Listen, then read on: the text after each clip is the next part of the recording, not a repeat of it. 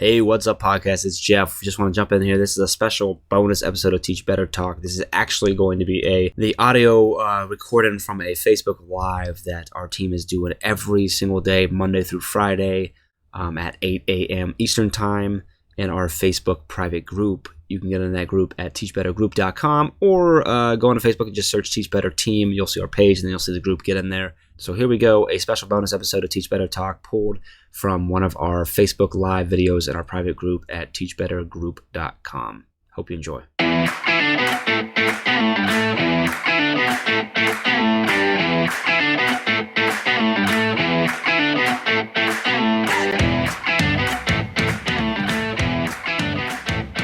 Got my good, great friend, Sarah Johnson with me.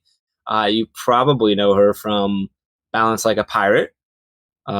Which I just realized now somehow that you're rocking the shirt. That's or your sweatshirt, the hoodie. That's great. You got up super early for me, or for all of us, really, and I appreciate that a lot. Did you already run this morning? I did not. You did not. So you're gonna okay. You run after. I was like, well, maybe she's not up that early because maybe she already got up and run. So anyway, this is our daily drop in for. I think today is Wednesday, April 1st, correct?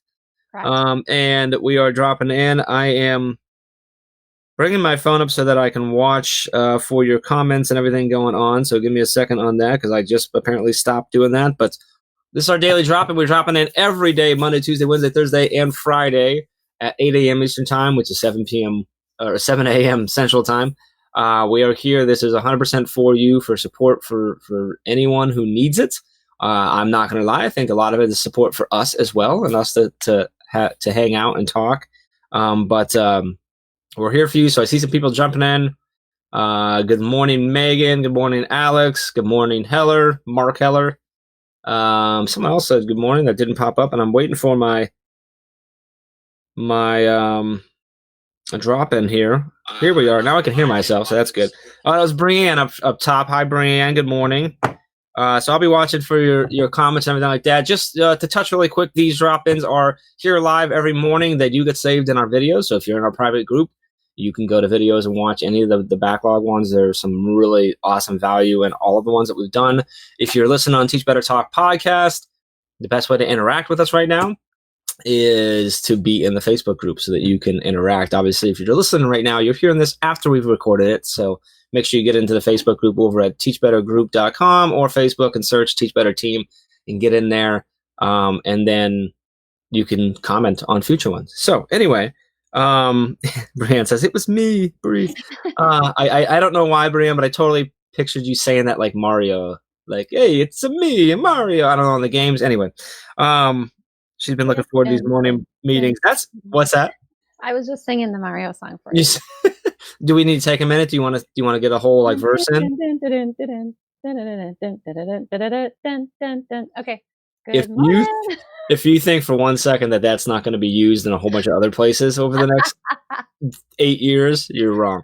So anyway, Sarah, super excited to have you on. I think a lot of people do know you, but for those that don't know you and aren't aware of who you are and your experience stuff, would you mind just sort of sharing us, like, what you do, sort of your story in education, and maybe how they can connect with you right now as well? Oh, sounds good. So yes, I am Sarah Johnson. I am in Wisconsin with my lovely Wisconsin State mug here. So I have been a classroom teacher at the 6th through 12th grade levels, and I always love sharing that I didn't actually have my classroom. I had a cart for the first 2 years. So I was a rock star like that. And then I eventually got into principal. And so I was an elementary, middle, and high school principal. And for the last 2 years, I have been consulting, speaking, just doing a beautiful mishmash of things. One of my favorite things I do is an adjunct professor. So I get to teach people who are wanting to be in titled roles a little bit about leadership and specifically the principalship. I supervise student teachers. I'm an author. And so there's just a lot of really cool things that I get to do. In the last 2 years, I've just really seen a lot more than I ever had before. I'm a leadership coach for Jimmy Casas and Associates. So that's been a really big joy. And right now, I, like many of you, am trying to practice all that I preach. I'm married to a teacher, a high school teacher, and so we're experiencing in our home what that's looking like for switching to online learning without really a lot of Hmm. Heads up. I have two daughters who are both trying to learn remotely as a second grader and a fifth grader. And I'm also in the middle of my practicum for superintendency. So when everything started kind of rolling out, I was at the table with some of these discussions, and so I don't know. I guess right now I'm bringing with me a bigger perspective than I thought I even had. That's what I got going on in this world. Yeah, so there's a lot that we can dive into. I want to touch just because you got students in your house. You're also a student at the current time. Yeah. You're supporting. You work with and support a lot of teachers and a lot of admin, a lot of district leaders and school leaders, and then you also have a teacher in the house. So, what are the conversations? I love to not to put your husband on the spot, but he's not here. He can't tell. What are the things that what are the maybe the initial struggles or challenges that he was facing, and then have you guys overcome those? Have you figured out where, like, is he feeling better right now? That like, how far into it is he? Like, was spring break last week? I know for our district here in Ohio, like my kids' district last week was spring break, so like the week before we were closed, but it's sort of we're figuring it out. Then we went on spring break, and then now everything's really rolling out from the teachers. They're doing a great job of helping direct us and stuff. Is he there yet? Are they still figuring it out, or? So the interesting part, and okay, so we live in one district, and I have been serving as an interim, not an interim, sorry, a practicum superintendent in the local district. And it's really interesting. They're only 6 miles away, but I think I was more in the inner workings on one and then just watching it roll out on the other. Mm-hmm. Very different approaches. And so anyway, we did not have a spring break in the district that my husband teaches in. There was just going to be like a Friday, Monday for the Easter weekend.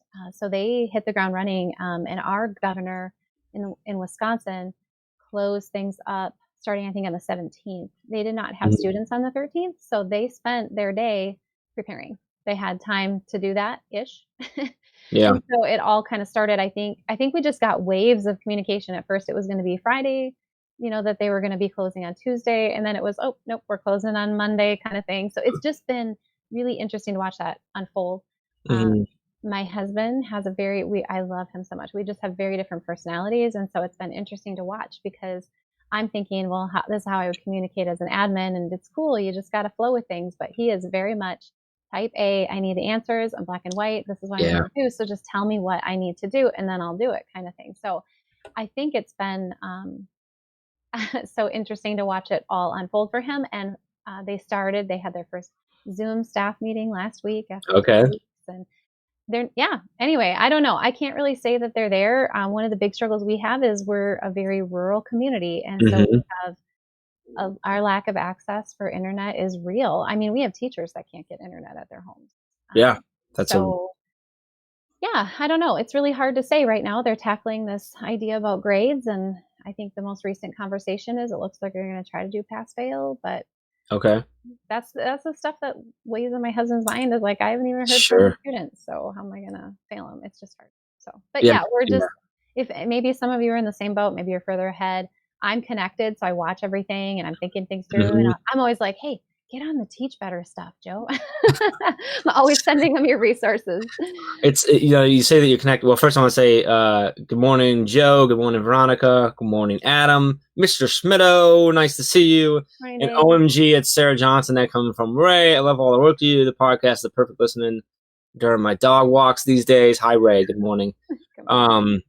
So it's interesting you say about connected. I was just having a conversation. I've been having a lot of conversations with people recently about my perspective as someone who is right now trying to support educators all over the country, doing whatever we can. And so I'm seeing, like you talk about just 6 miles apart and the differences, right? Like across country, like it's crazy the differences, because certain districts that maybe looked to be more prepared technology wise weren't as prepared for the way they've actually integrated or not. And those that maybe weren't are just moving quicker because they have someone that was just able to do it quicker, like that, for whatever reason. I'm trying to remember who it was that we had. Oh, it was Stacy Roshan was on our podcast. The episode hasn't come out, but she does a great she talks a little bit about how it's, a lot of people are turning to her because she's this tech, tech with heart, right? She's the tech person that everyone goes to. But she said, the problem is a lot of people think that people who are big on with ed tech were ready for this and we're like just can flow into it. But the problem is integrating technology into a classroom is not this is typically to enhance, right? To enhance an experience, to enhance a system, to make something more efficient. It's not necessarily to run everything. And now it has to be used to run everything too. And so it is still this big shift. And it's been really interesting as for me here locally, we have a great school district. I love our school district. Our teachers are amazing. My kids have had a great experience so far. My daughter's in kindergarten. My son's in second grade. Both their teachers are amazing. But it was interesting, just they've had Google Classroom for a while. We've been one-to-one for a while, but most of the teachers have just never used it because it just wasn't, they just weren't to that point of integrating it into their classroom yet. So they're all learning too, and they're doing a great job. And the spring break definitely helped because I know they all worked during spring break, getting things ready. But it's just interesting to see how different it is across. And I think it's really important for us to remember that everyone's struggling with at different levels with different things. And then you throw in the whole piece of like equity and being able to get the access to devices, to Wi-Fi, to stable Wi-Fi, to, what the environment is at home or isn't, and just everything. It's just it's a crazy, it's just nuts.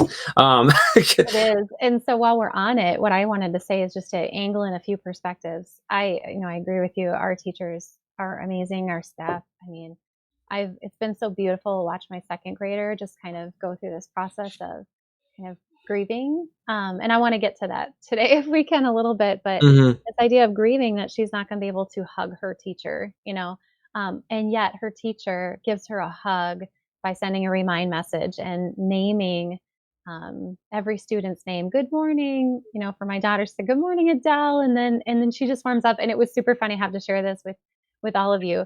The first time she heard was that first week, and she just kind of had this look on her face, and I could tell she was processing it. She goes, I need a donut. I'm like, okay, we're not going to stress eat. Boy. That was how she was processing her grief. Like, this feels weird. Yeah. I hear my teacher's voice. I miss her already. I need a donut. Yeah. But in true, I feel like I have a golden perspective that I am observing this veteran superintendent who is one of the best leaders I've been able to ever work with. And he and I have said often how fortunate I am to be watching this all unfold without the decision-making play there. And I have said that I've thanked my lucky stars. I said I'm super blessed. But here's what I want to say on behalf of the superintendents. You're right. Like, there is nobody getting this right or wrong right now from any level of leadership, because from the classroom to the principals, veterans, you could be a first year, you could be in it for 30 years. You've never led through a pandemic before. Yep. You've had other crises and you've had other communication plans, but none of them ever have happened to anybody who's currently leading. And so that amount of grace that we need to have for one another is just so, it's intensely needed right now. And I see that from a very local perspective. And so it's just something that, like, we feel always in systems, the burdens of those decisions, and we're feeling them ever more now. But I feel for the people who are leading, I can see it. And so let's just make sure that we're gentle and as kind as we can. Yeah, grace. I've heard that word grace there more than anything, I think, right now. But I think you say it so well, is that no one's doing this right or wrong. Some people are doing it faster. Yeah. Some people are doing slower. Some people are doing it differently. But there's no right or wrong. Everyone's trying to doing the best they can with what they have or don't have, and with the problems that come up and stuff. I think it's really important for teachers to not only give themselves grace, obviously, give their students grace, give their parents grace, but also give your leaders grace too. And we've had a lot of people echoing that. So that's really, really important. Good morning, Tammy. Good morning, Kimberly. Good morning, Candace. Jeff Kaplan's on. Which this is a weird twist, but Kaplan's down by Atlanta, and it just reminded me, my oldest brother Paul, I'm the youngest of three. My oldest brother Paul is a doctor of physical therapy down at Grady Memorial in Atlanta. And if you know Lizzo, the R&B hip hop rap star, she bought them all dinner last night. Oh wow! She sent them a message via their Instagram thing and let them know that she appreciates them, and bought the entire hospital food. And Paul said it was awesome. So shout out to Lizzo. Thanks, Lizzo. Like her music or not, she's a pretty cool person. And that was just kind of cool. I love seeing that little thing. She didn't really publicize it a lot, and like just people going out of the way to help do what they can. So I'm looking at some of the comments coming in. There's Chad. Good morning, Chad. Chad just echoing what we say, that he loves that no right or wrong as long as we're moving forward and doing our best for kids. I agree that. So Ray wants me to sing some Lizzo. No. You already got Mario from Sarah. I don't think you're getting Lizzo. And you can, blame that on my juice. Anyway,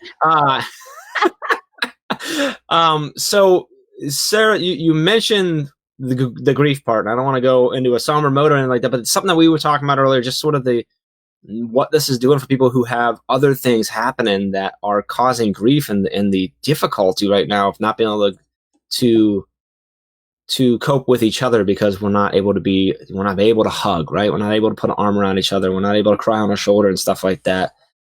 I'm wondering if you have a message for anyone who may be dealing with like any sort of grief, whether it's just the current situation or the isolation getting to them, or an actual loss in their life or anything like that. I think you're just such a good person to speak to that.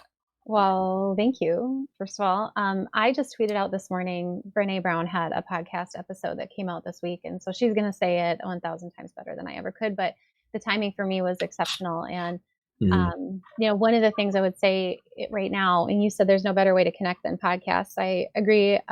We have so many, you talk about the balance message. It's like, how do you keep it all going? I don't want to add an ad. Well, pop on some podcasts while you're doing the dishes or doing your chores or something like that. I want to talk to this piece about grief, but I really highly recommend listening to that podcast episode because she talks about, and with a person who wrote a book on grief and making meaning through grief, about the fact that we're all in a collective grief right now. And it spoke to me. Ray just listened to it. It's so good. It really spoke to me. Personally, if you follow me on any social media, you've seen that I'm going through something personally right now that is challenging our capacity because, when I agreed to do this drop-in, I was so excited. I'm like, yay, I get to serve. I need purpose right now. It's really important. And then over the weekend, somebody that I just love deeply passed away. And actually, it's really kind of, if you give me a moment, a cool story, because I think what we're missing right now is the ability to share our stories because, we're not gathering in our buildings anymore and popping out, hey, what's going on the weekend? And if you don't have a structure for that yet, like you might be sitting here watching these drop-ins, but you're not sharing back and forth. So just want a quick share story. He was actually a board member in my first principal job. And I don't know if any of you have ever been principals, but it's really not like the most popular role. I always joke when I go speak, I say I'm actively recruiting for friends because I've been a principal in a small town. So, but anyway, good. So yeah, right. Good man. And so for almost 8 years, this man has still been in my life. And I just, I've been struggling. And so, and my daughters are struggling because, and my husband, because he's a friend to us all and we can't gather right now. So that's, that's real. That's grief. That's real that we're processing in our separate spaces. And that can be really challenging. So I don't know if you're a person who's struggling. The thing that I heard from Brene Brown this morning that really spoke to me, there's a lot, but one of it was like this idea of when we lose somebody, everything cancels. And right now, I know you feel this, Jeff. Everything's canceling. Like, I was set up in April to just go and travel. I think I had like 7 flights, which is the most I've ever had, just to be able to go and like spread my light and give this message. And that's been canceled.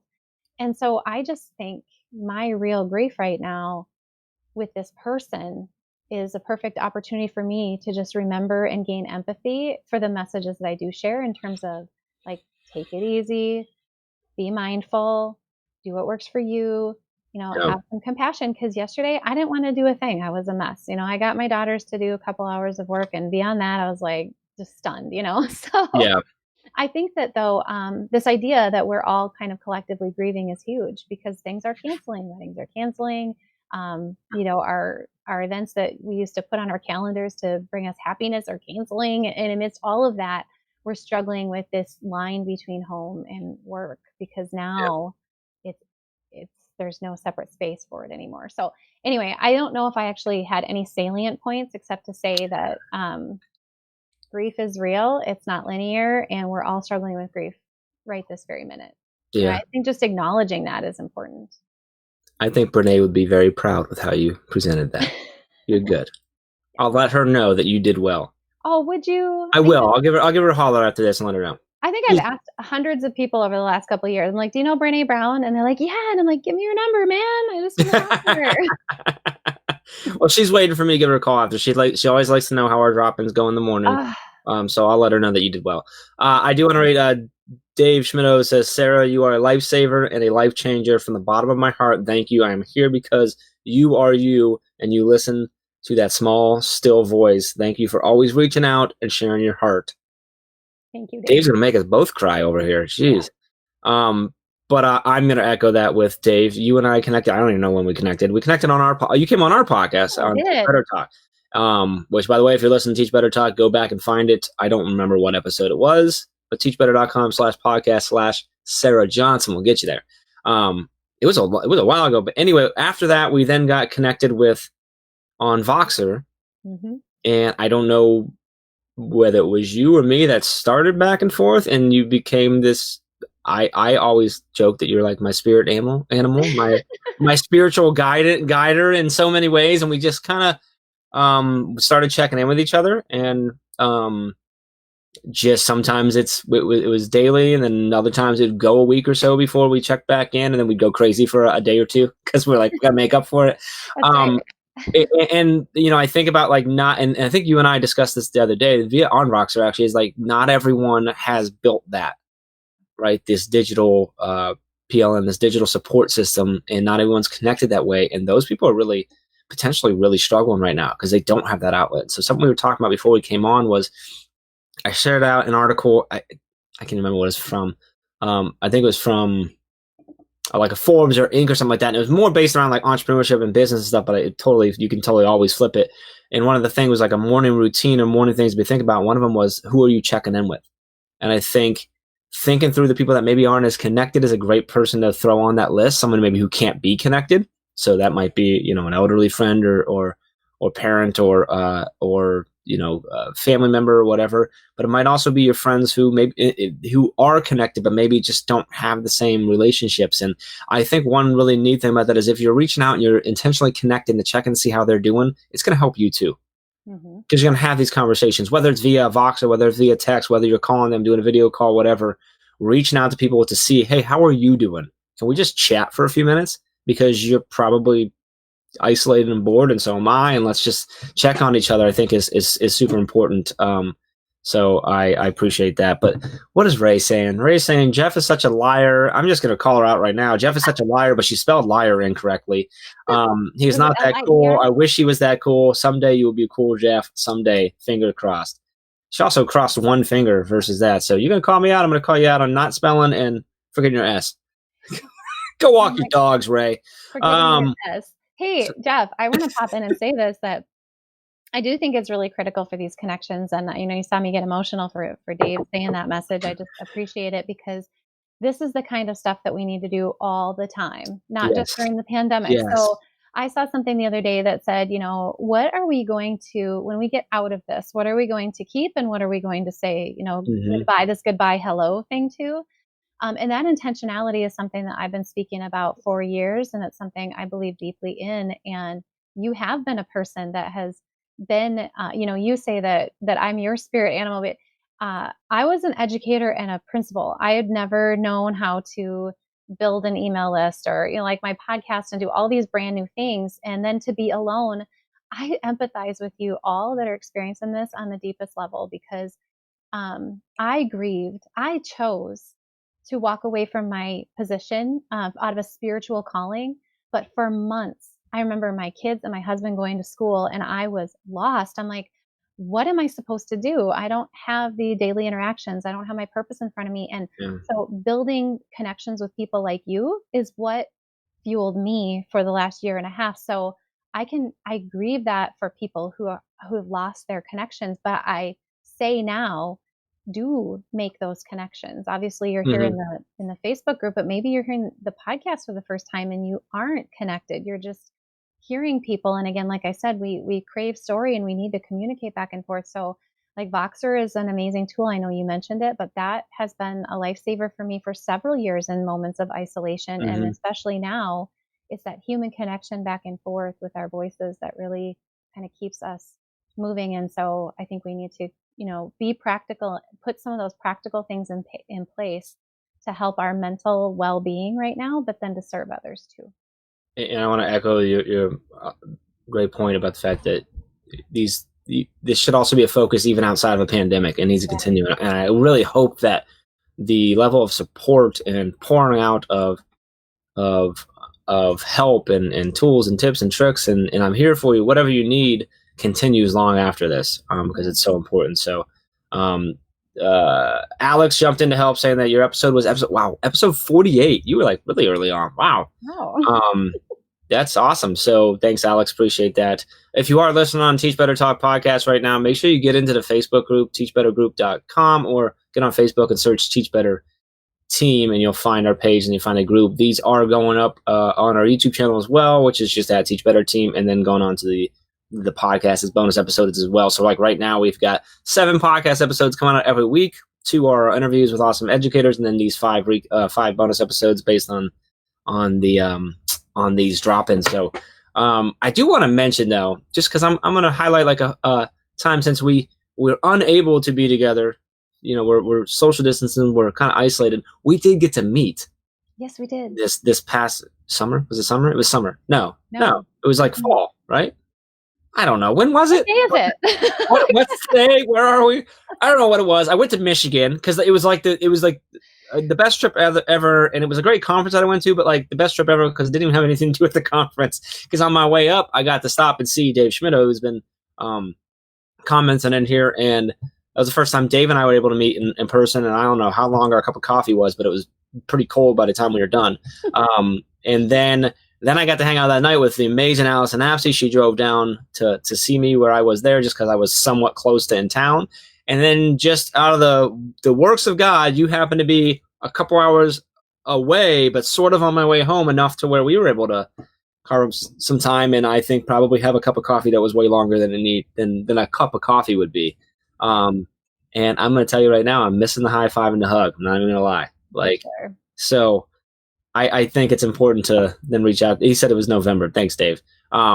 Super important for that. So you touched on this, and I think it's really a big thing. We talked about it a little bit before we jumped on live is, your balance message from Balance Like a Pirate is crucial all the time. But I think right now, and you sort of touched on it, I can't remember where you were at when you said it, but that there's this blurred line or no line right now for educators between their now virtual classroom and their home. And this is coming from a lot of different things. One, because they may have kids at home who they're also now trying to guide their education. They may be helping their spouse or other loved ones deal with whatever situation this is putting them in. And then also you have students and parents and families at home that are attempting to learn this way, and they may have to learn at different hours throughout the day, and issues come up at different times. So teachers are sort of always, even more so, always on, always trying to be available and struggling with this. I think even more so than ever, this idea of finding any sort of balance or harmony between the parts of their life, because there is this blurred or non-existent line of when do I stop focusing on my class because I want to be there for them, or as an admin focusing on my staff because I want to be there for them. Like when am I allowed to turn this off and become a husband, a wife, a father, a mother, whatever? Wonder if you could speak to the balance message in these times in that note, and if you have anything for us at all. I'm not sure I know what the answer is.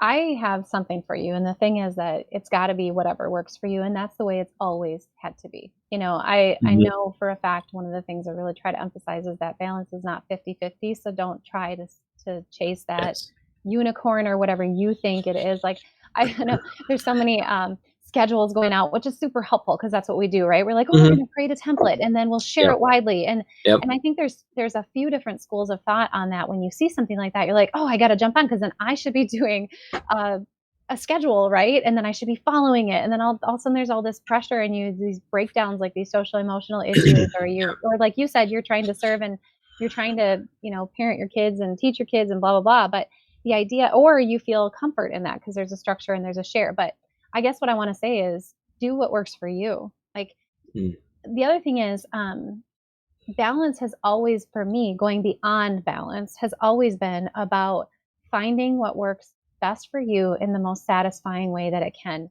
And you are going to have to learn to pivot. I said that I don't know how many times over and over for the last couple of years, is that we've got to learn to pivot. When we have an addition, it changes our life. And when we have a subtraction, it changes our life. And so it's being ever mindful and self-aware. And so a huge part of that, where I think the gift of our balance message comes in, is in the framework of the quadrants. So if you'll just allow me to, I'd love to do it, your listeners. So we please.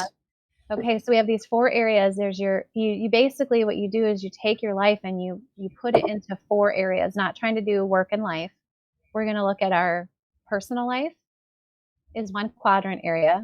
We're going to look at our positional. That's how you pay the bills. It's the time management, energy management, all of that. Your professional life, it's what we've been talking about, is keeping up these connections, the learning networks, the podcasts, the whatever it is to keep yourself growing. And a lot of people are having to do that right now. They're not getting paid anymore to learn how to teach online, right? Like all of these things that you're learning and growing. And then there's your passions. And so it's not about what you do, it's who you are. And I just firmly believe this to the core of my being, is that if whatever season we're in, whatever addition or subtraction we've had now during a pandemic or when we come out, is just being mindful of how we are intentionally immersing ourselves in any one of those. And if we are feeling out of harmony for things that are out of our control or in our control, we can control by becoming intentional, more intentional with each new step. And so if that is, like Jeff said from that article, if that's a personal thing that's reaching out to people, and you will make it a thing in your life that you are going to connect intentionally face to face on a Zoom or a Google Hangout or whatever that happens to be once per day meaningfully, then that's a personal connection. It could also be professional, right? But what are you going to do in those 4 areas of your life to try to get some normalcy? And for me, I want to hit this one hard for you, for all of you listening. Your self-care has never been more important than right now. Ever. Yes. Ever. I can say that yesterday I woke up and I was depressed. I am so broken over this loss that I've had, right? And then I move through the day and my emotions are off anyway. But when I got out on my run, this wasn't a new thing for me, but it was like day 2090 or something crazy like that. But that's what I needed, because first of all, it's something I had established for a long time, with some level of normalcy, but I needed to refill myself. I could not sit there and help my child or my children process through their own loss from this family friend and do their math worksheets for the love. And, think about all of the things that I'm trying to create or whatever that is, and not refuel myself.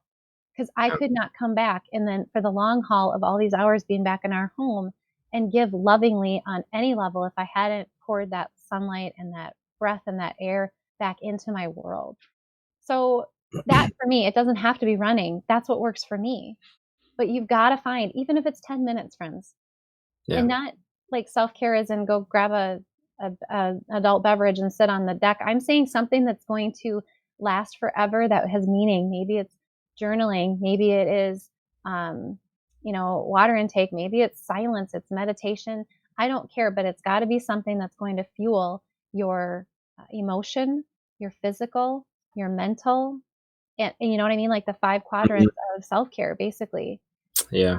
So I don't know. I do think we can keep a line. And also one more thing in this framework, I think maybe you don't realize you can put boundaries on your time yet. I mean, maybe it's been only a week that you've been online learning and you're trying to find this adjustment, but you can still put boundaries on your time. You can still say, I'm only going to check emails during this 1 hour period 4 or 5 times a day. And you can communicate that with staff. You can take care of yourself and set that boundary to students and say, I'm going to be checking my email during this time. Catch me here. Maybe you haven't been guided for that structure from your local district, but you can do that for yourself and for your own sanity. And maybe you can't stick to a schedule that has craft time or whatever with your kids. That's okay. Like, loosen it up a little bit and figure out what works for your family. That's been a big one for me as a parent. Yeah. A parent who happens to work with teachers all the time. And so I've had a lot of friends and family that have reached out to me asking me for advice, and which is great, and doing everything I can to connect with whom I can. But one of the things that I did is I set up a schedule for how we were going to operate, and I had time set aside for when the kids were up and when they were doing schoolwork, when they had free time, and all these different things. And then I immediately got so fixated on the fact that I had to do that exactly how I laid it out, that my anxiety was just through the roof. And like yesterday morning, like I'm kind of running, I'm getting things going, and my wife looks at me like Amy's still essential, so she's still working. And she's going out the door and she says, "Hey," she's like, "it's okay if you don't get to all the schoolwork. Like, they're going to be fine." I'm like, "Yeah, I know." She's like, "No, seriously, like, it's okay if you got to work and you can't manage them." Because, my daughter being in kindergarten requires a little bit extra helping hand during her time. So we're still trying to figure out that balance of it. Do they need to be doing schoolwork during the day? So it's more like when they were in school, or is it okay to do it later when we're both home, we're able to do that? So I need to adjust my schedule and just do that. One of the big things was me adjusting to the fact of when I do decide it's school time for them, I need to turn off work time so that I can just be fully there and fully present for them, helping them with school, and not worrying about how I'm bouncing back and forth and getting interrupted during work. And that was a big thing, sort of yesterday realization. But you're right, about because I went and found all the schedules and all the ideas and all the different things to put in place. I'm like, oh, I'm connected. I know I'm in this world. I can go find all these resources. We'll be okay. And I'm like, holy cow. Like, no, because I'm also trying to still, run the business and support and stuff like that. So, it's just a crucially important message. And the turning off and having that. And I want to read here a couple of things that came in. One was, oh my gosh, it's Sarah Johnson. That was Neil Gupta.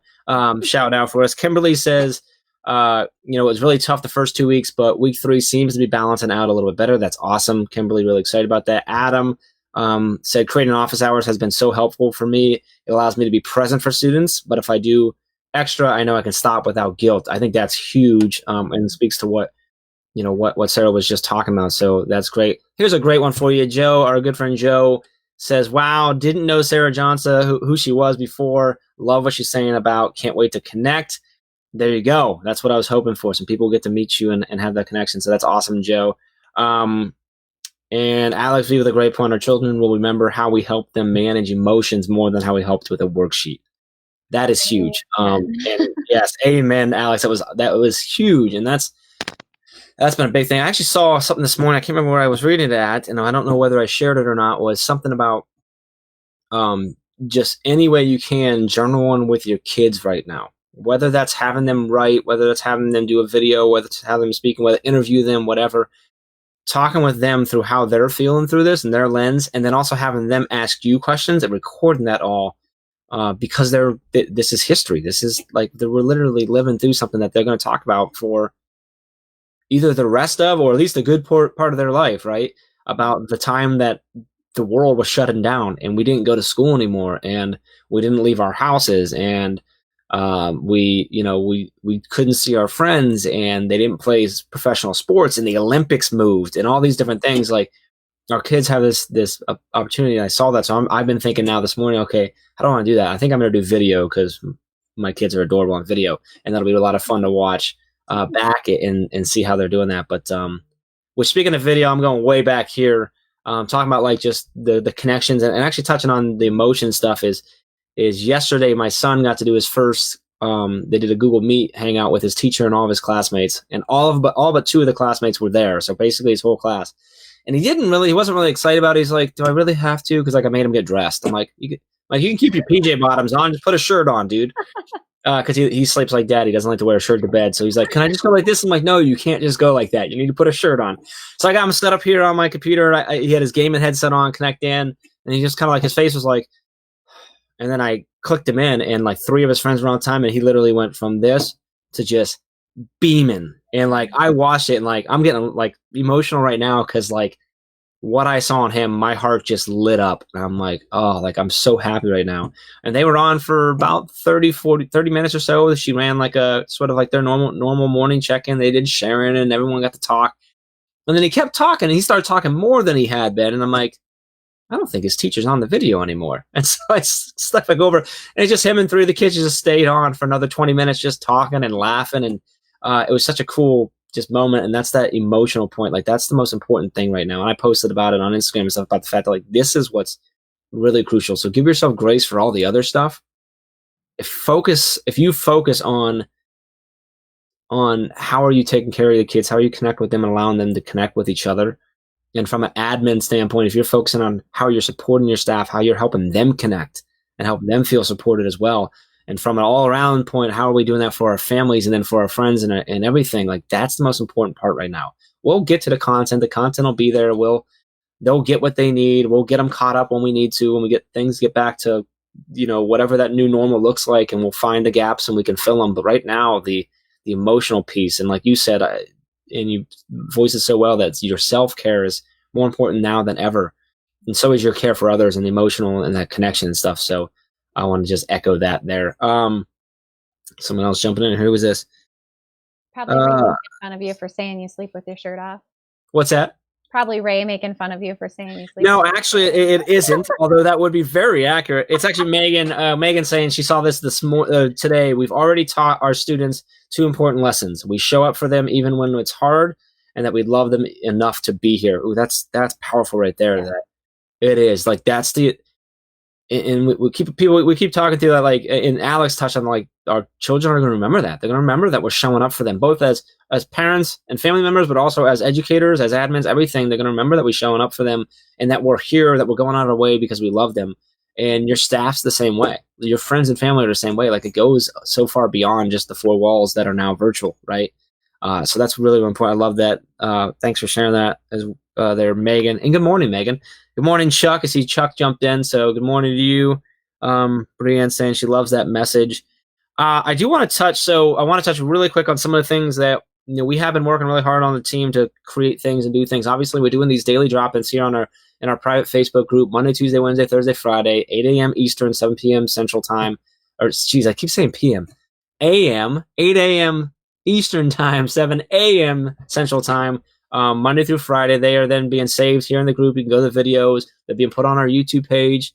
And they're also then being released on Teach Better Talk podcast as a bonus episode. So if you listen to this on a podcast and you want to interact, or if you're watching this on YouTube and you want to interact live, the best way to do that is obviously get into the Facebook group, teachbettergroup.com, or just go onto Facebook and search Teach Better Team. You can get in here so you'd have an ability to ask someone like Sarah a question and engage with her and everything like that. So that's where you need to be. We're also continuing to do things that we've always done. So 4 blog posts a week going out right now. Our amazing writers are shifting so much of the focus onto the current state of things and things that we really think are going to help with a lot of the shift to remote learning and distance learning and things like that. We still have Master Chat going on every Thursday night, 8 p.m. Eastern Time, 7 p.m. Central Time. We are also shifting the topics and the focuses of those chats with our moderators to be focused on the current state as well. Tomorrow, Thursday, being led by our own Chad Ostrowski, talking there as well.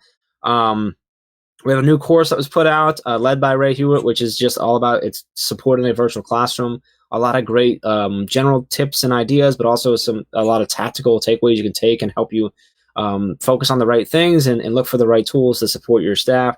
We've got a whole bunch of new downloads that our teams all come together to create. So things like a distance learning checklist, do's and don'ts of that, utilizing SEL through COVID-19, weekly distance learning planning templates, just a whole bunch. We're constantly creating. Megan Deegan has done some amazing tutorials on things like Flipgrid, GimKit. We got a Weebly one coming out soon, and quizzes and a few others. So the team's working really hard. Everything's over at teachbetter.com for that. But we're going to continue doing these live drop-ins and trying to bring in awesome people like Sarah to talk and just share your different vantage point on things and viewpoint and stuff. I got a few more comments coming in. Dave says, yes, give students a chance to hear you and see you. The learning that matters most cannot be found in a textbook. The reason so many people feel connected with the two of you is because you are in our ears every week. That is what we need to encourage each other to do right now. Thank you, Dave. That's awesome. Appreciate that. Kimberly says yes with a whole bunch of exclamation points. Show up, care, and flexible, and be flexible. So that's a huge piece. That's what you're talking about, that pivot. You got to be able to pivot. You got to be able to be flexible. And I think giving yourself grace is a huge piece of that. Like, you got to be able to give a grace. Go, oh, that didn't work as well. Let me try this now. Mm-hmm. Who's saying this? Brianne's saying, join a mastery chat if you haven't already. Time well spent. Teachers are connected. We love our mastery chat. There's such a great chance for people to connect as well. So thanks for that reminder, Brienne, there as well. Sarah, I want to make sure someone who's maybe just jumping into the video now, or maybe has been listening for a while and forgot when we talked about it at the beginning, ways in which we can connect with you and consume the things that you're putting out and hear your messages and stuff. What are the best ways for us to connect? Well, I am at Sarah, SARAHSA Johnson, on every social media platform. That's not true. I'm not in like Pinterest and stuff like that. So it's just, okay, I'm on Instagram and Twitter. You can find me at Voxer at that same handle. Mhm. Got a Facebook page. And same with the email there. It's super easy, sarahsajohnson@gmail.com.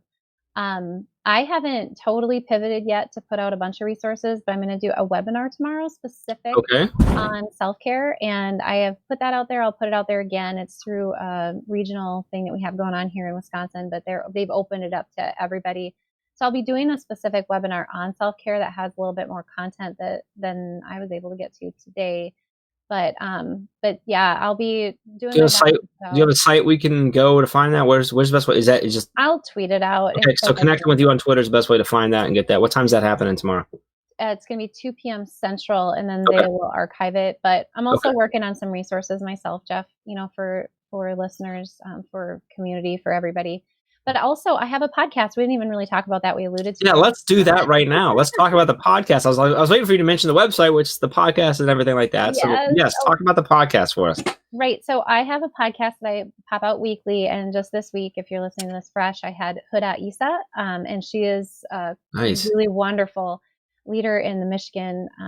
But really, she teaches about cultural equity, diversity. We have such a great conversation. But I have launched, Ray was on there, Tiffany.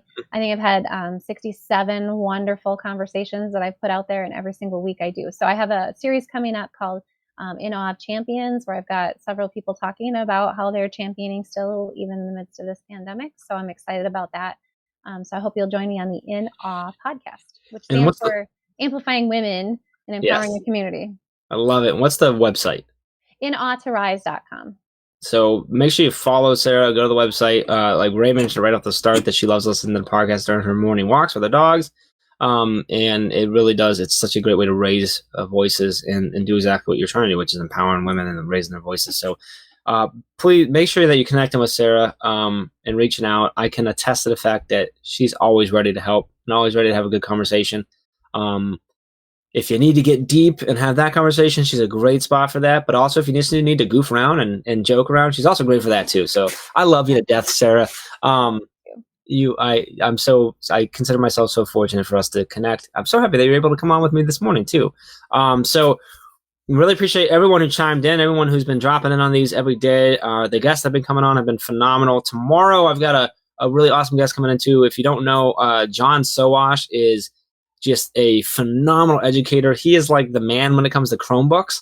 So if you're doing anything with Chromebooks or anything sort of related to that, tomorrow you do not want to miss the drop-in. I'm going to be drilling John on all of his things. He's putting out ridiculous amounts of resources right now. His YouTube channel is just incredibly valuable right now with everything that he puts out. So, and he's a podcaster as well.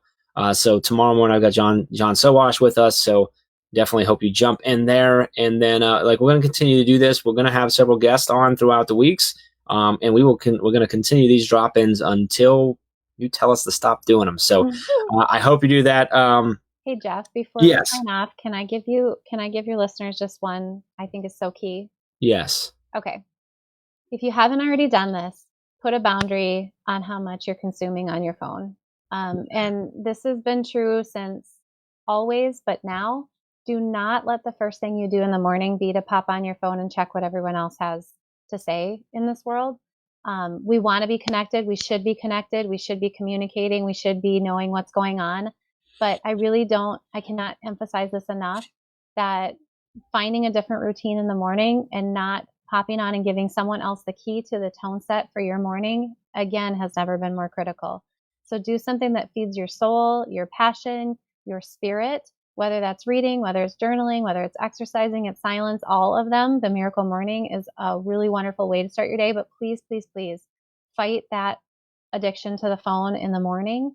so that you're filling yourself up with something beautiful and true and real, and not someone else's, whether it's email or news or whatever. Just please take some time for yourself in the morning before you start to take those steps forward for your day.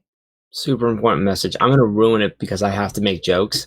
But what if like you're what fills up my spirit and I have to connect with you on my phone, Sarah? I mean, then that's what's good and real and true in your world, then do it. But that is so important. I know I had to make the joke, but I wanted to make you laugh and it worked, so I'm okay with it. But that a podcast or a spiritual podcast or somebody, whatever. What I'm trying to say is don't get on the news feed. Don't go right into the thing where you but I love the idea of like make sure you're making the right decision of how you're going to set your tone for the day. Like that's so important. You're right. That's important, like you said, far beyond any pandemic, but right now so important is make sure that you're in control of how you said it better than I did, but that you're in control of how the tone of your day is going to be set. How is the rest of it going to go?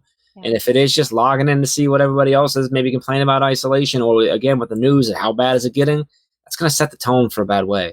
Where you can consume that information so you stay informed, after you've set the right tone, you're going to receive it differently and you're going to process it differently. So that is super important. I have a couple last minute comments I want to throw out.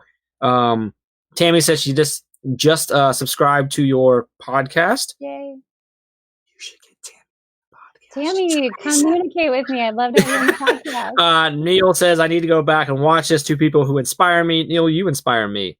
Eric Guy, hey, good morning, Eric. Eric jumped on, said good morning, Jeff and SJ.